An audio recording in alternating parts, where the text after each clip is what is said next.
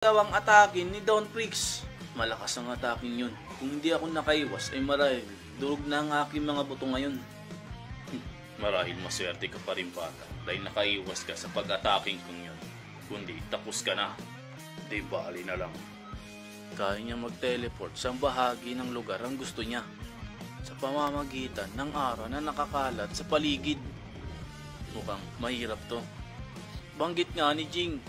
Napaisip naman si Kite kung paano nangyari na makapunta agad si Don Prix kung nasaan naroon si Jing. Hindi nga ito makapaniwala sa nangyari.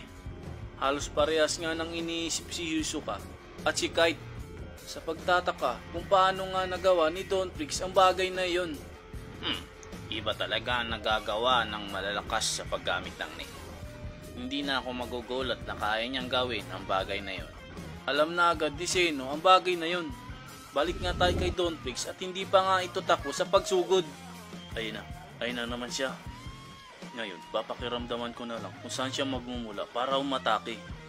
Ngunit kahit katating na aura ay kayang pumunta ni Don Prix. At ayun na nga, nabantayan naman agad ito ni Jing. Sa hindi kapansin-pansin na aura ay napansin pa rin ito ni Jing na dito nga pupunta si Don Prix. Ang akala mo ba ay hindi ko napansin ang maliit na aura na yon? Nagkakamali ka. Alam kong magaling ka kaya alam kong mapapansin mo ang aura na yun. Banggit nga dito ni Don Prix. At nang biglang may sumuntok nga pa-uppercut dito kay Jing. Mukhang hindi nga ito napansin ni Jing kung paano nangyari. Banggit pa nga ni Jing paano nangyari yun. Saan ang galing ang pag-atake na yun? At gulat na gulat nga itong si Jing sa nangyari. At mukhang hindi pa nga tapos itong si Don Prix. At may kasunod pa nga ito. At ayan na nga, si Don Prix naman ang sunod-sunod na sumuntok dito kay Jing. Parang binalik lang ni Don Prix ang ginawa ni Jing kanina. At hindi na nga makagalaw etong si Jing dahil sa sunod-sunod na atake ni Don Prix. Kainis, hindi ko masundan o mabasa ang kilos ang gagawin niya. Banggit dito ni Jing, makikita natin si Don Prix na sunod-sunod pa rin ang pag-atake nito. Hindi na kita pagbibigyan. Kaya naman, tignan natin kung hanggang saan ang tibay mo. At ayan na nga na naman, talsik na naman etong si Jing. Kaskas na nga na naman siya dito sa kabatuhan at napakalayo na nga nang nararating nito. At teka, mukhang atake na naman etong si Don Prix. Baon na nga na naman at nalibing etong si Jing dahil nga sa napakabigat at napakalaking bato na gawa nga nito ni Don Prix. Walang kwenta. Wala ka man lang nagawa para sa lagin ng batong yan. Ang akala ko pa naman ay matibay ka. Ipapakita ko pa sana ang buong lakas sa iyo. Paano kaya nagawa ni Don Prix at lumikha ng ganyang kalaking bato sa isang iglap lang? At ano na kaya ang nangyari dito kay Jing? Tuluyan na nga bang nabaon siya? Dahil sa napakalaki at napakabigat ng batong ito.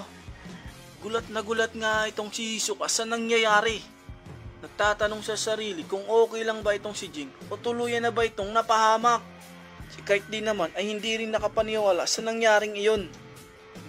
Hindi ako maniniwala na ganun lang kadali matapos si Master Jing. Banggit nga ni Kite.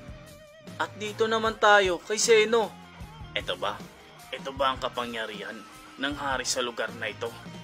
Kung ganun pa man, ay wala nang makakatalo pa sa kanya. Kahit na sino pa. Yun naman ang nasabi ni Zeno. Ngunit teka lang, may nagmumulang aura sa ilalim ng bato.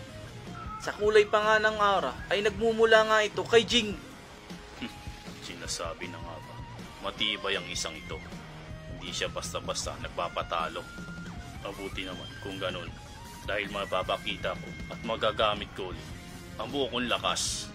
Natutuwa ngang sabi ni Don Prix. Balik tayo sa aura at biglang nadurog ang malaking bato dahil sa